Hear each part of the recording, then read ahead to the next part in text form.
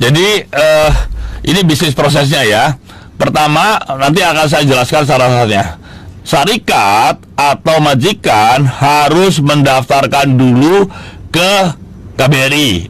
Ya, ini untuk kasus KBRI. Daftarnya itu ada linknya ya, https://kbrikl.com /registration. Syarat untuk mendaftar apa? Ini nanti nanti saya tayangkan ya syaratnya. Tetapi nanti ini dengerin dulu ya. Syaratnya apa? Majikan ini satu, majikan harus waktu dia daftar di situ di tautan naker KBRKL itu harus melampirkan SSM form. Majikan tahu tuh itu izin pendirian perusahaan lah, gampangnya gitu ya. Jadi ini harus dilampirkan. Nah ini ya syarat untuk mendaftar tadi, melampirkan upload SSM form, kemudian identitas pengenalan atau IC pengarah syarikat atau wakil yang ditunjuk. Jadi kalau wakil yang ditunjuk, maka harus ada surat kuasa dari pimpinan perusahaan kepada siapa yang ditunjuk di situ untuk mengurusnya, ya. Kemudian harus menandatangani spesimen atau melampirkan spesimen tanda tangan pengarah dan cop syarikat. Jadi spesimen itu contoh ya, contoh tanda tangan majikannya seperti apa. Ini nanti untuk verifikasi ya. Jadi yang kedua, waktu mendaftar itu harus melampirkan spesimen tanda tangan pengarah dan cop syarikat. Nanti diupload nanti waktu dia daftar, dikirim ya. Kemudian harus melampirkan bukti KWSP wakil majikan. Ini bukti uang simpanan ya, kumpulan uang simpanan pekerja KWSP ya. Nanti harus dilampirkan juga, diupload. Yang ketiga, selanjutnya syaratnya adalah surat jaminan dari majikan. Ini nanti surat jaminannya bisa diambil, diunduh ya, di KBRI KWL. Nanti ada surat jaminannya. Itu sudah ada formatnya yang kita siapkan. Nanti majikannya tinggal tanda tangan saja ya.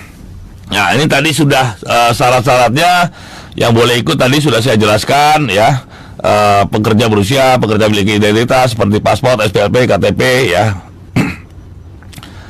Yang harus diperhatikan ya, tadi sudah saya jelaskan, semua biaya tadi, balik lagi, semua biaya itu atau kos bayaran RTK dibayar oleh majikan, tidak ada potongan gaji pekerja ya.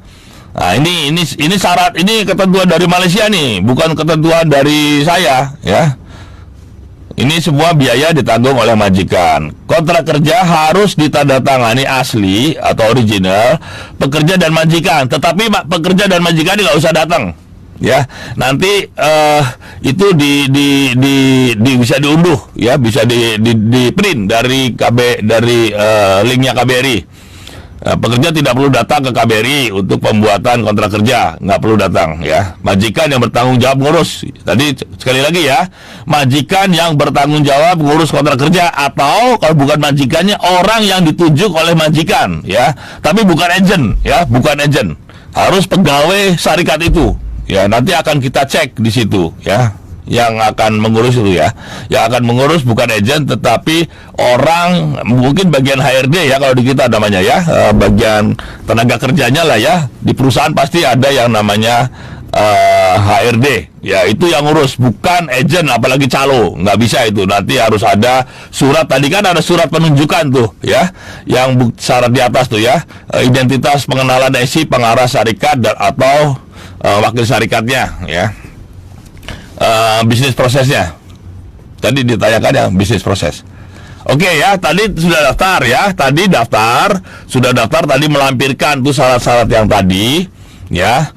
Nanti dikirim, diupload ya ke KBRI ya, diupload ke KBRI, lalu KBRI akan memverifikasi ya, kemudian setelah majikan daftar, nanti majikan itu harus mengupload mengirimkan via online input data pekerja. Nanti siapa pekerjanya itu, sampean itu ditulis tuh nama, tanggal lahir, siapalah di situ ya, yang sesuai KTP ya, sesuai KTP. Itu atau sesuai paspor yang lama kalau ada, ya sesuai KTP itu boleh ya diupload data-data pekerjanya. Ya, setelah diupload datanya, nanti akan majikan atau wakil dari majikan itu akan mendownload dan tanda tangan kontrak kerja. Jadi setelah data-datanya dikirim ya ke KBRI, ini online semua ya, nggak perlu dikirim di enteng-enteng, nggak perlu datang ke KBRI. Di download tanda kontrak kerja, itu kontrak kerjanya sudah disiapin oleh KBRI, tinggal tanda tangan tapi diisi ya, nama siapa, berapa gajinya, kerjanya di mana, apa ya, itu udah ada, tinggal isi aja lalu dikirim ya, setelah ditandatangani oleh pekerja dan majikan, maka diupload kontrak kerjanya dalam sistem ya. Lalu jadi tanda tangan dulu ya, majikan sama sampean nih tanda tangan, kasih lagi ke majikan, nanti majikan yang akan kirim secara elektronik ke KBRI, sama tuh ke nomor yang tadi tuh ketautannya ya. Jadi kirim, kemudian kita akan periksa ya, gajinya bener nggak, misalkan gajinya cuma 1.000 ya pasti ditolak, atau ada data-data yang tidak sesuai ya, tidak sesuai, ya itu juga akan tolak ya. Nah, di verifikasi kontrak kerja ini, kalau dipandang perlu, majikan akan dipanggil, misalkan untuk verifikasi data. Tetapi kalau tidak ada yang meragukan datanya, maka majikan tidak perlu datang. Jadi majikan itu datang hanya apabila dipanggil oleh KBRI ya, untuk verifikasi, untuk klarifikasi ya.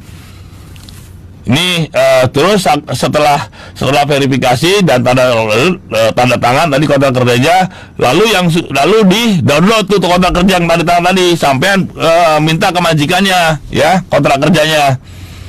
Nah, setelah punya kontrak kerja dicetak, di download ya, maka calon pekerja itu nanti daftar untuk bikin paspor ya, di nomor itu, di Kementerian KBRI.KL.id, untuk minta jadwal pembuatan paspor ya.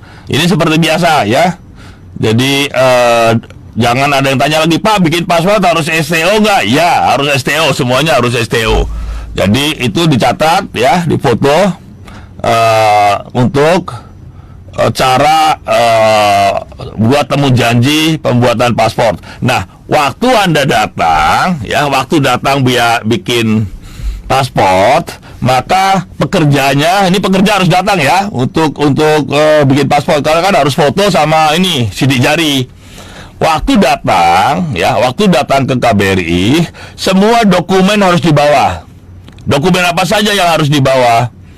Nah, ini tadi identitas diri yang dipakai, yang anda lampirkan waktu daftar itu, input data pekerja apa itu, KTP, paspor lama atau lain-lain, itu dibawa sama kontrak kerja yang sudah ditandatangani ya.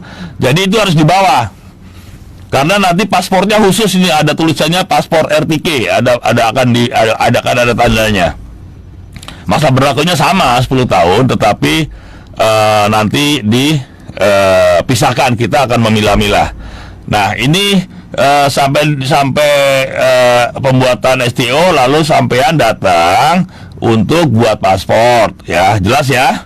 Jadi waktu datang buat paspor sesuai dengan STO, harus bawa identitas diri ya, bawa foto paspor atau SPLP atau KTP atau KK atau akte kelahiran dan kontrak kerja yang sudah ditandatangani. Harus datang, nanti itu harus dibawa ya, harus dibawa.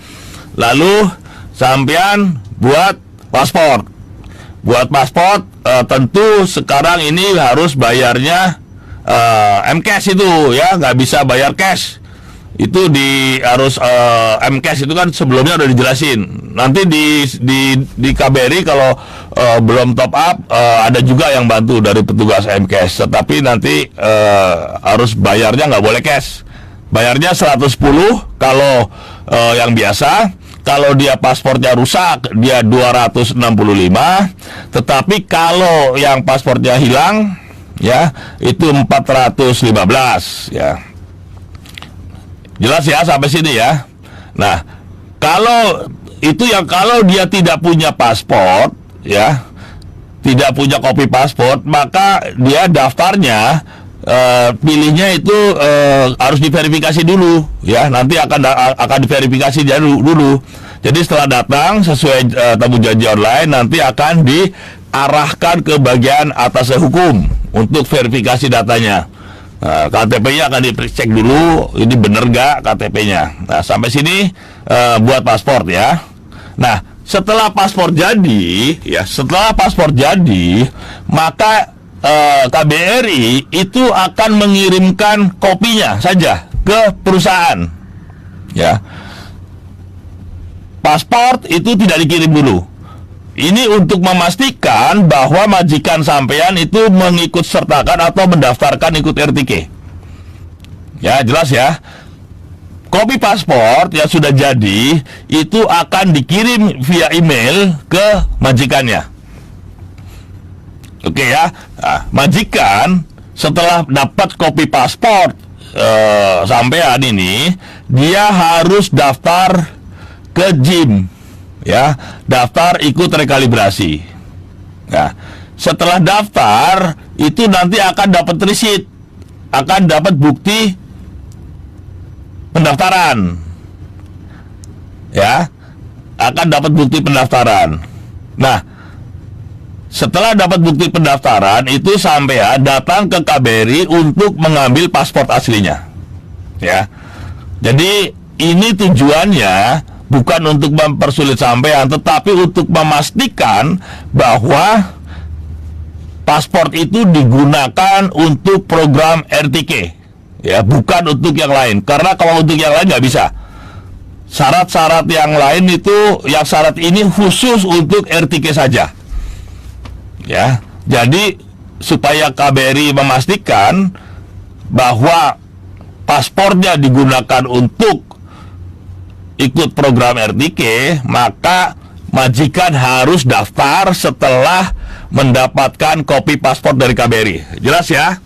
Jadi setelah Anda bikin paspor di KBRI, ya udah foto, udah sidik jari, udah bayar, maka kopi paspor akan dikirim via email ke majikan. Majikan nanti yang mendaftarkan ke JIM. Ya, majikan daftar ke JIM.